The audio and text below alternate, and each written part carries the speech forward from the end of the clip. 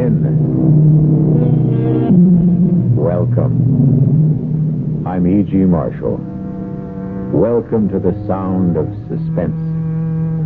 Welcome to the fear you can hear, but mostly to the world of terrifying imagination. The story you're about to hear concerns one of the most unusual killers in the annals of crime. A brutal murderer who carries not one but 4 deadly weapons wherever he goes. A huge monster of a creature weighing hundreds of pounds. But this isn't a horror story. In a way, it's a love story. It's called The Horse That Wasn't for Sale. And now that you've heard the title, you've already guessed the identity of our killer. But that doesn't mean you know what Stargazer is really like. No, you keep away from me here. Get back, Stargazer! Get back, get away! Please, stop it! Please, somebody stop him! Save me!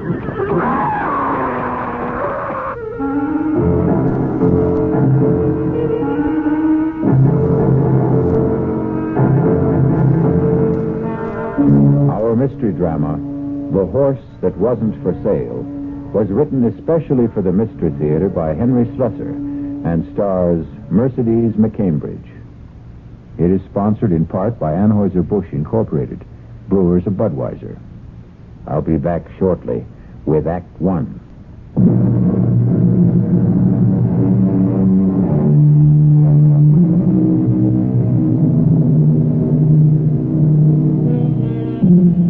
Our tale begins in an idyllic setting. Just picture the gently rolling hills of a horse farm in the early days of autumn. The colors of the trees all red and rust and differing shades of amber. See the ranch house nestled comfortably in the valley. The long row of white stables. But now you may notice something unusual about this farm. The stables are empty. No horses neigh and whinny in the paddocks. The only sound is the tapping of a typewriter. And at a desk in the front room sits a very handsome and very sad-looking young lady whose name is Chrissy Runyon. Judge Simmons, I thought it was only fair that I tell you the whole story about Stargazer, so that at least you'll know the animal isn't entirely to blame for what happened. It began on the day my father was buried. And, of course, it began with our trainer, Clem Burnett. He was all alone at Runyon Farms that day, and he took advantage of the fact to sample some of Daddy's best bourbon. Ah, shut up, you. Stand still if you want to get brushed. Ah, what's the matter with you? Stand still, you mangy beast. For the love of... There goes the blasted phone now. I ain't got one job to do, it's another. All right. I'm coming.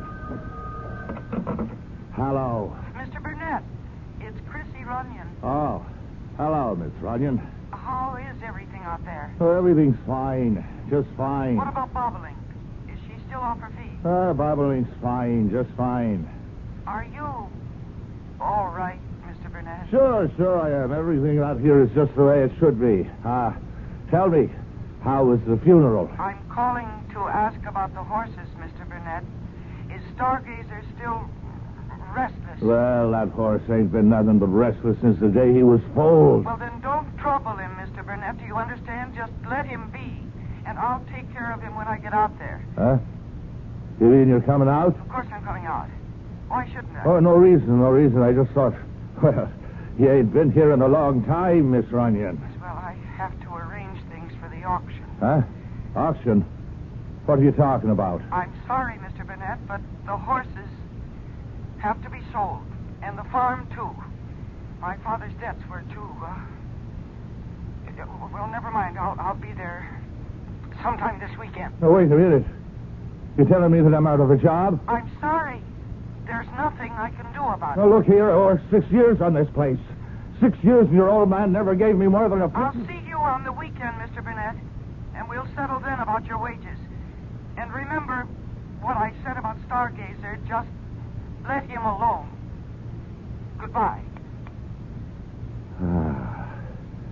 Just like that, huh? Just like that, huh, Miss Snooty? I let him alone, all right. He can starve as far as I'm concerned. Well,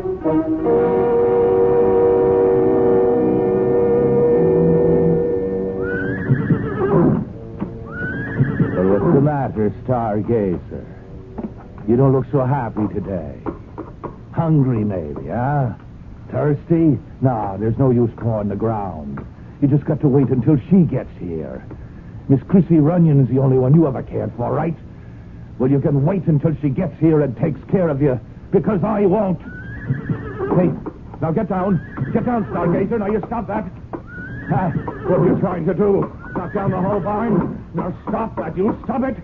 All right, if you want a taste of the whip. Now stop it. Stop it, you crazy beast. Get back there. Get back. You kicked me. No. Oh, my God.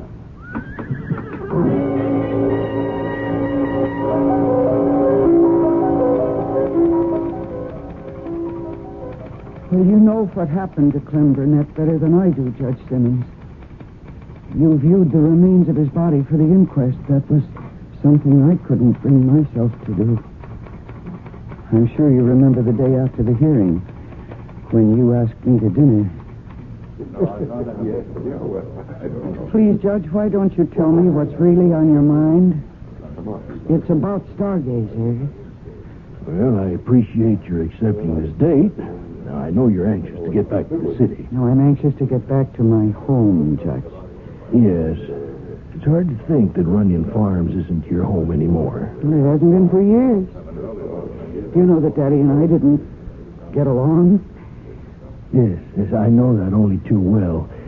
Your father used to say, the only thing that keeps Chrissy coming back is that horse, Stargazer. And you were right the first time. It's that horse. Yeah? What about it? Well, I think you know, Chrissy. Even though I handed down the verdict I did about poor Clem... Do you know what that man was doing to Stargazer? As I heard testimony, remember? Well, it's the truth, Judge. He was deliberately starving the poor animal. He was depriving it of feed and water. And that's why Stargazer did what he did. Chrissy, stop thinking that animals are so aware of human motives.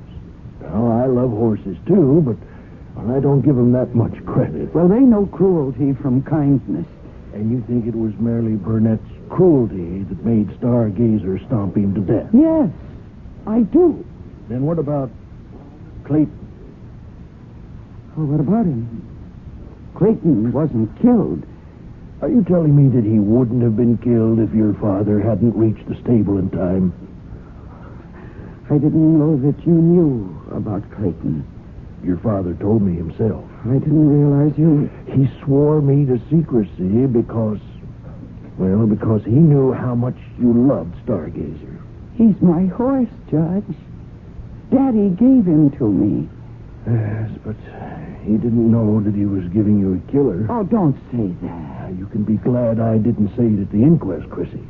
Now, I was tempted to, let me tell you. It was only the fact of you sitting there with those big blue eyes of yours filled with tears. Oh, I was crying for my father. Yes, of course. But you were crying for your Stargazer, too. Now, you're afraid the verdict would be against the animal and that somebody would have to put a bullet in that proud head. Judge, please don't say such things. Chrissy, you're not going to allow Stargazer to be sold, now, are you? Is that why you wanted this lunch, to ask me that? The horse cannot be ridden. Not even you dare ride him again. A horse doesn't have to be ridden. Chrissy, your beautiful stallion is mad. Mad? Killer mad. The way some animals get when they're treated just a little too cruelly. But Stargazer wasn't ever treated that badly. And between Clayton and Burnett and you... Me? Yes, Chrissy. Yours was the greatest cruelty of all. What do you mean? Your horse loved you, child, and you left him. You went out of his life, and you stayed out of it. Well, I was in college. And afterwards... Well, Judge, I did have a life to live. I didn't want to live it under the thumb of my father. Yes, and Stargazer forgot kindness and learned indifference and cruelty, and he went mad. Now, you have to do something for him. Judge, please, listen to me. I know he's valuable, Chrissy. And I know your father left you with too many creditors, and Stargazer will probably bring you a higher price than any other horse on the list. 8, maybe 10,000 from the stud farm. Judge Simmons, you needn't have worried. I made up my mind about that even before Stargazer, even before Burnett was killed. He's not for sale. You mean that, Chrissy? I'm putting every single horse up for auction, but not Stargazer.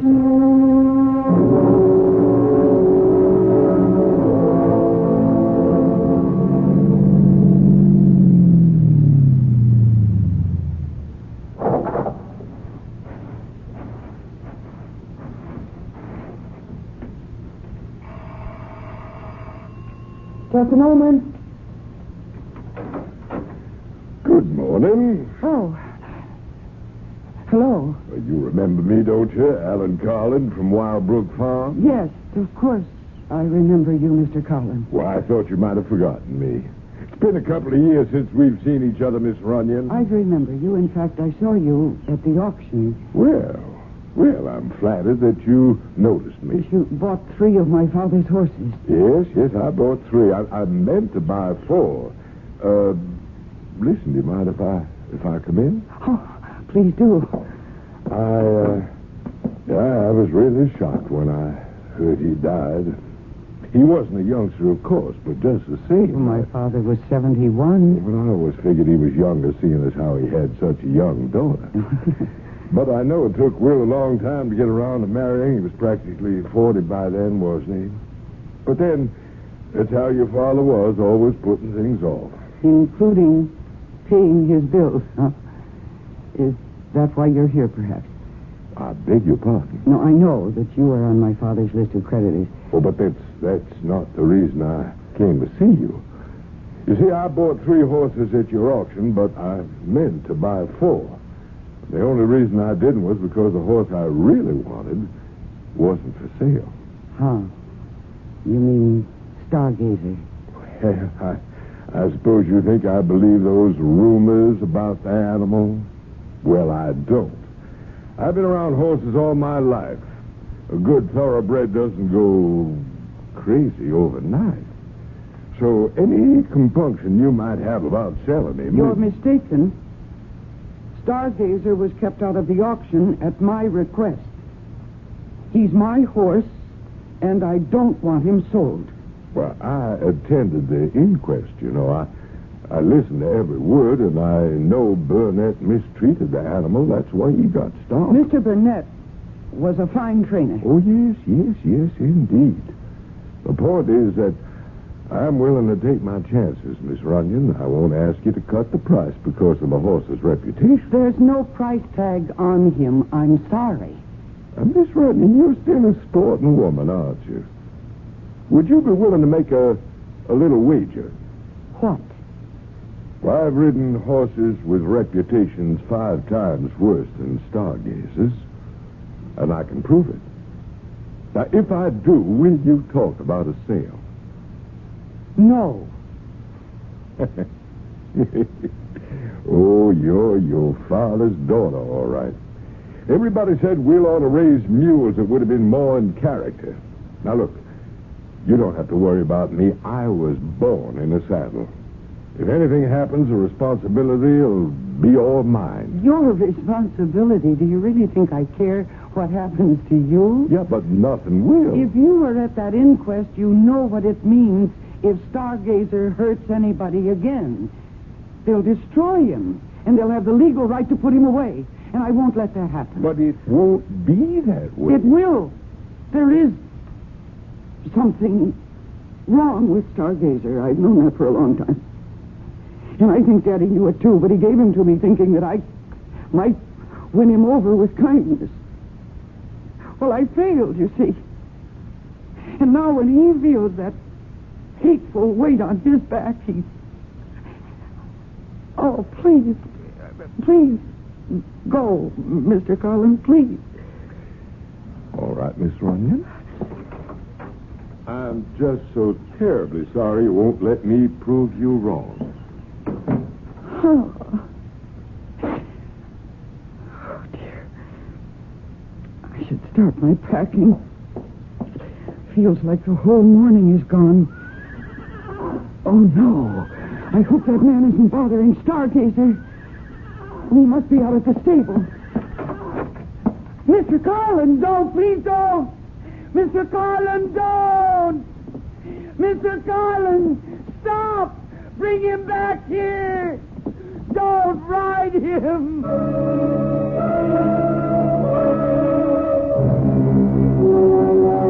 And so Mr. Alan Carlin, horse fancier, has taken a fancy to a killer horse. But Mr. Carlin won't admit he can't win Stargazer's heart and perhaps win Stargazer himself. We'll find out what becomes of both of them when I return shortly with Act 2.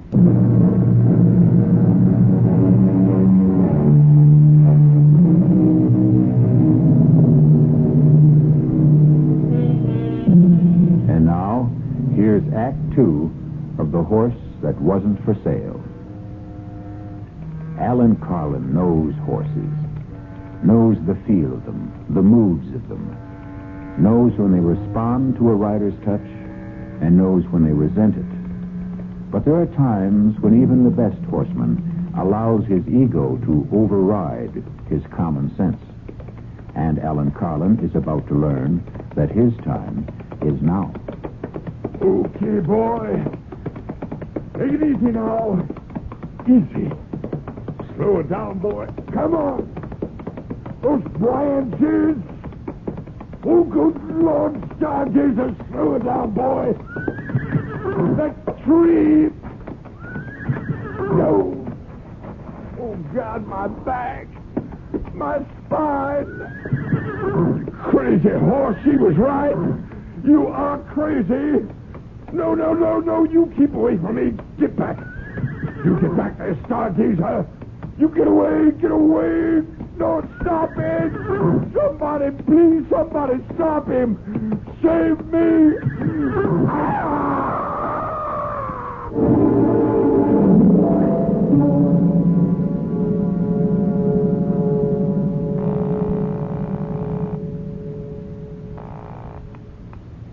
Police department. Hello. I want to report a missing animal. A horse. Who is this, please? My name is Runyon, Christine Runyon. Oh, yes, Miss Runyon. This is Sergeant Pegg. Oh, Sergeant, one of my horses was removed from... he ran away. Oh? I thought all your animals were auctioned off, Miss Runyon. No, there's one that wasn't sold. His name is... Listen, maybe he's still around the farm somewhere. Maybe I better just go out and look for him. Well, if you want to give me a description of the animal... No, it's all right. I just lost my head for a minute. I'm sure he's around the property somewhere, and I'll find him. Don't worry. Whatever you say, miss. I'm sorry to have troubled you. Goodbye.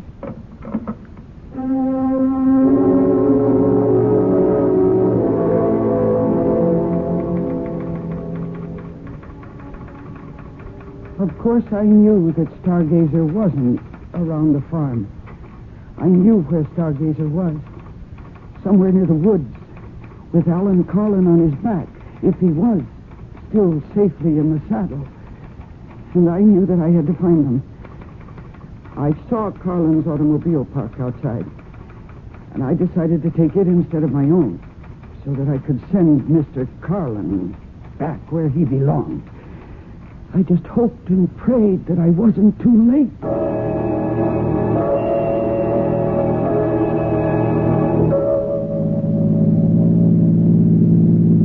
I hated driving. All my life I preferred a saddle to a driver's seat. But I drove Alan Carlin's car like a reckless idiot, taking every curve as if it was a race course.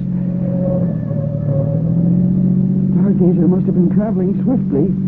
because there was still no sign of them when the road ended and became a forest trail. Only a horse could travel that pathway. So I stopped the car. I wasn't afraid of the forest. I'd spent half my life on a trail that led into the deepest parts of it. But now for the first time I felt afraid of it. Afraid of what it might conceal. And then I heard a sound that froze me in my tracks. Stargazer! Stargazer, where are you? Stargazer! Mr. Carlin! Oh, thank heavens you're all right, Stargazer. You are... Oh, dear God. No! Mr. Carlin, he's been thrown. Oh, I warned you not to do this. He just won't be ridden. Nobody can ride Stargazer, not even me. You're lucky to win. Oh, no. Oh, no, his head. Oh, no. You killed him. He's dead. He's trampled to death. Oh, dear God. How could you let this happen? It isn't right. It isn't right. No, Stargazer. I'm not angry. Not with you. My poor animal. No, it's his fault. It's all his fault. Oh, damn you, Carlin. Why did you make this happen? Why? No, don't worry. Don't worry, Stargazer. I'm not going to let anything happen to you. That wouldn't be fair. It just wouldn't be. Only what can I do? They'll find out. Somebody will find out. I looked at Carlin's dead body.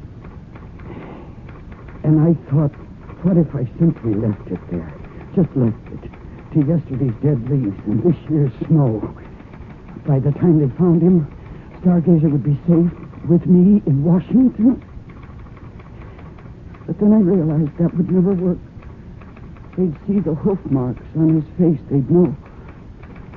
That policeman I called would remember him. They'd come for Stargazer and they'd put a bullet in his head.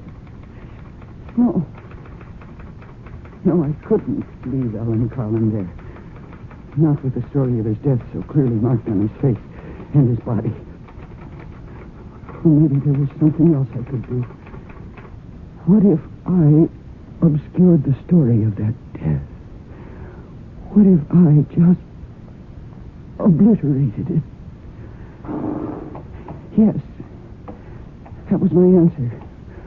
Ellen Carlin's automobile was only 100 yards away. If I could get him there, I bent down and put my hands under his arms, and I tried to lift him. It was so heavy. Dead weight. How could I drag him to the car? No, it was impossible. I could only move him a few inches along the ground. The slippery leaves beneath his body helped a little, but I just didn't have the strength. And then Stargazer gave me the answer. If I could manage to secure the body to his harness, if I could attach it somehow to the reins, or even to the stirrup. It was horrible, I knew that. But the thought of what might happen to Stargazer was even more horrible, more unbearable. And finally, I managed it. I dragged that man's body out of the woods, using Stargazer as my strength. And I put Ellen Carlin into his own automobile. And I started the engine. There was only one logical place to take him. It was the canyon road, of course. I knew how steep that drive was, how dangerous it was. That's why so few cars traveled it. And that was lucky for me, the fact that the road was empty, because it made what I had to do so much easier. It almost seemed like a sign from heaven that what I was doing was right.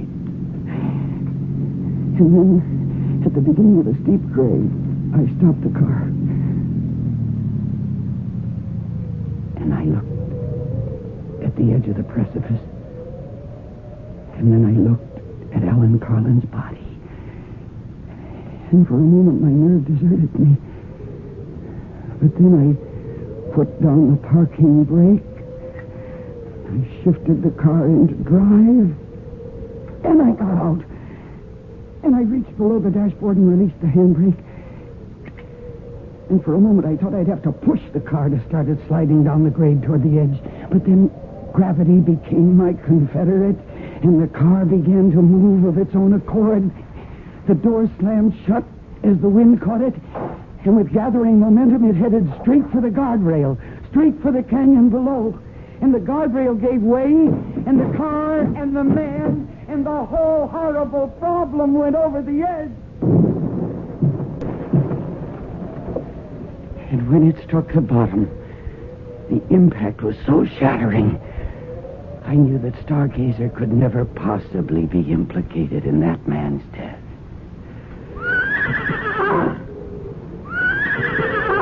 Then I made the long walk back to the woods, back to my horse, to my old friend, who stood patiently tethered, waiting for me, trusting in me.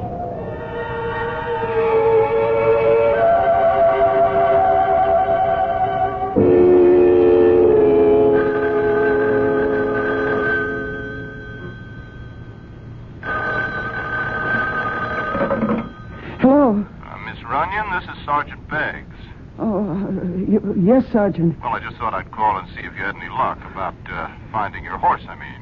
Oh, yes, I found him. I was foolish to have panicked. He hadn't gone very far after all. Oh, good. Still on the property, you mean?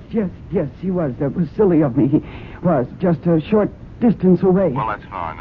I'm glad to hear it. Better make sure you keep that stable door locked. Yes, I will. Thank you very much, Sergeant. You're welcome, Miss Runyon. Goodbye. Goodbye. Oh, I think I could use a drink. Oh, no. No, what? Hello?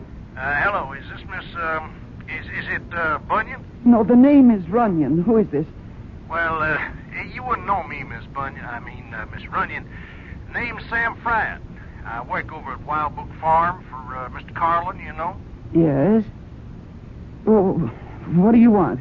Well, I was wondering if you were going to be home this afternoon, Miss Runyon. A little something I wanted to talk to you about. No, I'm sorry. I have a great number of things to do today. I can't receive visitors. Well, I figured you'd want to talk to me, Miss Runyon, on account of, what happened this morning. Oh? What do you mean? Oh, I think you know. What happened out there? On that canyon road? I haven't the faintest idea of what you're talking about. Sure you do, Miss Runyon. You see, I saw you kill Mr. Carlin out there. I saw you murder him. Now, can I come and talk to you?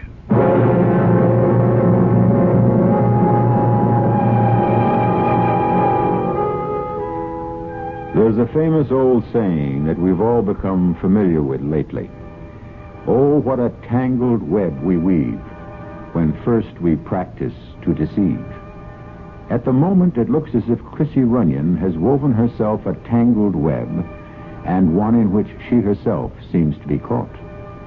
But we'll learn exactly how tangled her affairs are when we return shortly with Act 3.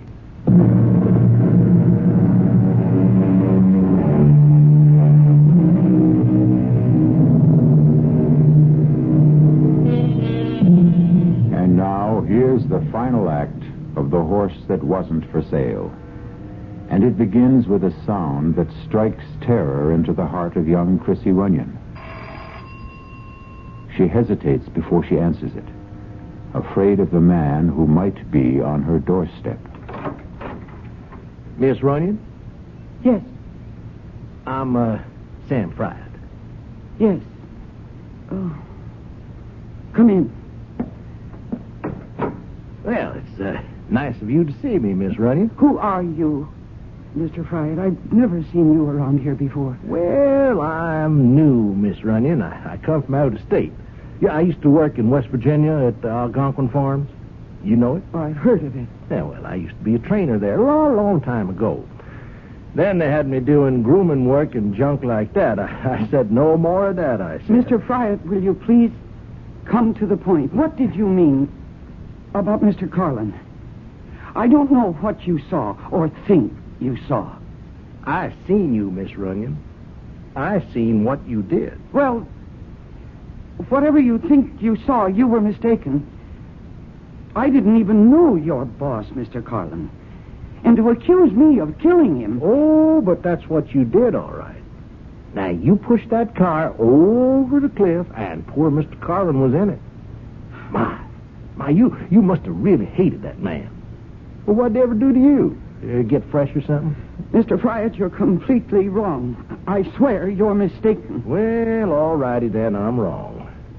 So you don't mind if I tell the police what I saw? Now, I figure they're not so dumb. They can go looking for footprints or something up there, like tire tracks and stuff like that. It was an accident. Of course, I don't have to tell them what I saw. What do you mean by that? Well, what I said. Ain't no law saying a man has to tell everything he knows. And what would stop you? Oh, if I liked a person. No, that's not what you really mean, is it? Now, you take Mr. Carlin. Well, I only worked for the man a week, and I could tell already that he wasn't such a nice fella. Now, I did not kill Mr. Carlin. Oh, sure, Miss Runyon. But you see, there I was in that canyon, taking a ride on the old nag they let me use, and I seen that car stop there. And now, just for the heck of it, I put my field glasses on it. That's how I come to see it all.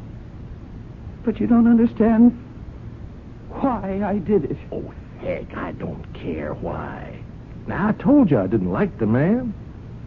Sure could sit a horse, though. Now, I'll give him that. I swear to you he was already dead. You know, people around here know that he treated your pa pretty bad.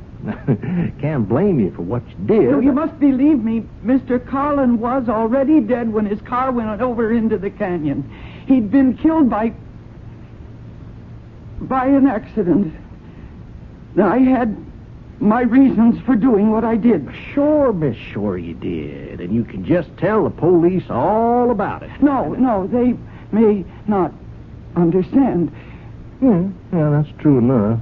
Yeah, they may not understand. I mean, not the way I do. But just the same, if they ask me questions about it, now, I'd have to tell them what I know. Well, unless, of course, I wasn't around to tell them anything. Not around? Well, with Mr. Carlin dead, there's not much point in me hanging around Wildbrook much longer. Maybe I ought to move on. Find me another job. If I did that, well, I wouldn't be here when the police came around. Understand? No, I'm not sure I do. If I could get me a stake, now, I'd leave right away, tomorrow, maybe. It wouldn't take much. 4,000 or 5,000, maybe, huh? That ought to be enough, don't you think? Oh, now, wait a minute. Well, better round it out to 5. Yeah, 5,000 would do her, Miss Runyon. You expect me to give you that money? Well, it would sure help if you did. But that's impossible. I don't have a penny. Auction must have given you plenty, Miss Runyon. Why, Mr. Carlin bought some of your stock himself. But every cent goes to my father's creditors. And even that won't be enough. Well, I don't know about that. All I know is 5,000 would do me just fine. Now, you think it over, Miss Runyon. I'll come back tomorrow afternoon. It won't do any good. Yeah, we'll see. There's just no way I can raise that money, Mr. Fryer. Oh, you'll find some way. Women these days, they can do just about everything. Fly airplanes, run companies, kill people. Well, you'll figure something out, Miss Runyon. Well, so long now. Mr. Fryer, please. I'll see you in the morning. Oh, dear God. What am I going to do?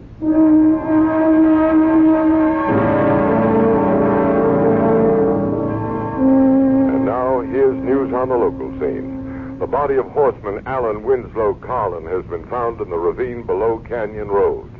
Carlin, the victim of an auto crash that completely demolished his vehicle, had to be identified positively through examination of his dental records due to the condition of the body. An investigation by the State Highway Patrol is underway. Yes.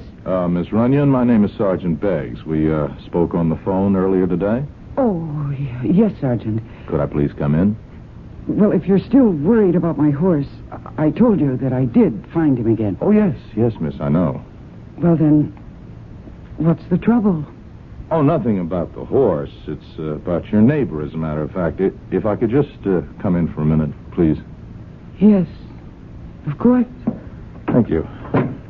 I don't know if you know the gentleman. Name of Carlin? Oh, yes, I know who he is. Wildbrook Farm. Yes, that's him. Matter of fact, I understand he bought some of your horses at the auction last week. Yes, he did, but I didn't handle the transaction myself. The auctioneer did all of that. Yes, I understand. Well, then, what was it you wanted to ask me? You haven't been back home for some time, have you? It's close to 2 years. I came here when my father died suddenly. Yes, I know. And so I guess you didn't see Alan Carlin in all that time? No. Why in the world should I? Oh? I was just asking. Oh, Sergeant, I think you'd better tell me what this is all about. Well, I've got something to tell you about Mr. Carlin. He's dead. He died in an auto crash this morning. Yes. I just heard that on the news. Oh, I see. Well, it was pretty bad. He was halfway up the canyon road, heading for the Leap. You know where the Leap is? Sergeant, I was born and raised in this part of the country. Oh, yes, of course. Excuse me. Anyway, he went out driving that way, and he must have skidded or something. Car went over the edge, plowed right through the guardrail. Oh, that's terrible. It's such a dangerous road. Oh, yes, it is a dangerous place. I would have thought Mr. Carlin would have had more sense than to take it at high speed or whatever it was he did. Anyway, the car went over, and it was totally demolished, of course, and that's a long way down. Oh, that poor man. I'm terribly sorry about Mr. Carlin. But I really can't take his loss very personally. I hardly knew the man. Uh-huh. Well, your father knew him well, though, didn't he? Yes. They were neighbors for many years. And friends. Oh, I suppose so. Only they had some kind of falling out about money, I understand. Well, what does that have to do with all this? Just curious, Miss Runyon. Are you trying to imply something? No, miss, of course not. Why should I do that? Oh, there is just one more thing, though. One more thing. When Mr. Carlin left his place this morning, he told one of his servants that he was coming here to see you. Oh, that's right. He was here. Mm-hmm. What time would that have been? Oh, I don't remember exactly. Around 11, I think. Did he stay very long? No. No more than 10 minutes. I don't see the point of all these questions. Well, you see, we're just trying to understand what happened, Miss Runyon. Mr. Carlin, he was a pretty careful driver. He knew that mountain road as good as anyone else in this part of the country. And we were just wondering if he might have been, let's say overtired or drinking too much or depressed, anything like that. How'd he seem to you? I just don't recall. I see. Well, then I guess that's all for now. What do you mean, for now? Oh, the Highway Patrol is investigating the accident, too, and since you were the last person to see Mr. Carlin, they might be talking to you, too, Miss Runyon. Oh. Is that the horse out there? One that got away? Yes. That's my horse. My. That's a fine-looking animal. Oh. I guess he's the only one you didn't sell off, huh? That's right, the only one, Sergeant. But, I might not keep him after all.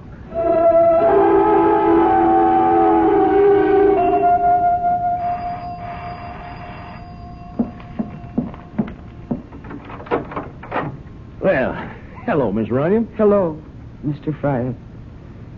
Come in. Well, thank you. Well, I sure wouldn't mind. How do you take it? Black, just fine. Oh, thank you, miss. That's real nice of you.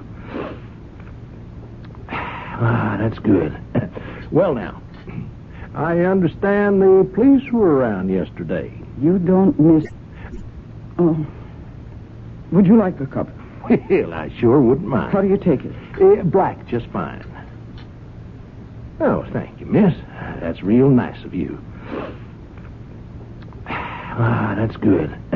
Well, now, I understand the police were around yesterday. You don't miss very much, do you, Mr. Fryer? Pays to keep your eyes open, I say. Oh, yes, I'm sure it does. Now, the question is, how much does it pay? Mr. Fryer, I don't have the money you want. Well, now that's a real bad piece of news, Miss Runyon. I told you yesterday there's simply no way for me to get my hands on it. The money that came to the estate through the sale of the ranch and its stock went directly into escrow. Now, I wouldn't know about fancy words like that, miss. All I know is... The estate has no money. And I have no money of my own. Well, that's really too bad. Because that means I can't leave. And if I can't leave, I might just as well tell the police what I saw. I'm hoping that you don't do that, Mr. Fryer. Oh, I don't want to do it. Believe me, Miss Runyon. But if there was just something you could give me. I mean, there must be something your pa left you, huh? Man like your daddy wouldn't die and leave his only child nothing at all. Well, there is one thing. Hey, what's that? It's the only legacy I have. The most valuable thing he owned. Look, out the window. That horse, you mean? Yes. His name is Stargazer. A thoroughbred. A champion. Yeah, that's some stallion, all right. You said you were a good judge of horseflesh. How much do you think he's worth? Well, I wouldn't know for sure. I've been told he's worth between $8,000 and $10,000. Yeah. Hey, a man would be mighty proud to own a horse like that, right? Well, he's all yours, Mr. Fryer. What? I'll transfer my ownership to you. Right this minute. Oh, you really mean that?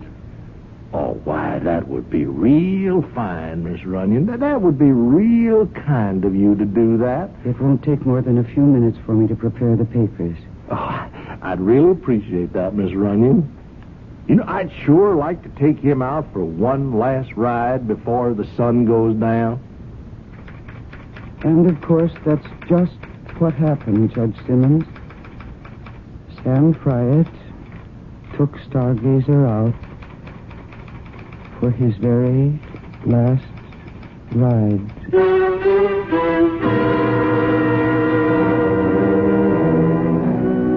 Remember all the old cowboy movies that showed the lone rider heading into the setting sun? Well, you can picture old Sam Fryer doing exactly that.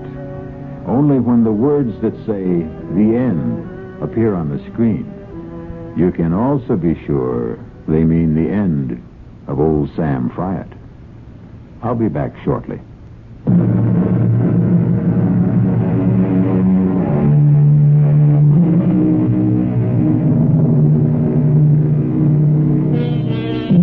We hope you enjoyed this radio mystery story. We hope you're enjoying the magic of radio itself. Magic which produces the most gigantic stage of all. A stage large enough for one galloping horse or an entire herd of galloping horses. This is E.G. Marshall asking you to tune in. Will someone please head those horses off at the pass? Our cast included Mercedes McCambridge, Arnold Moss, William Redfield, and Earl Hammond. The entire production was under the direction of Himan Brown. Mystery Theater was sponsored in part by the Kellogg Company, makers of Kellogg's Special K cereal. This is E.G. Marshall inviting you to return to our Mystery Theater for another adventure in the macabre. Until next time, pleasant dreams.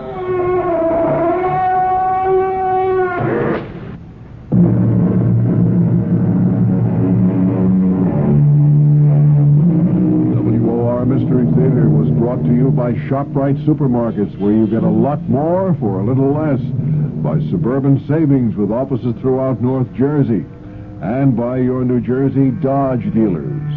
The preceding Mystery Theater program was furnished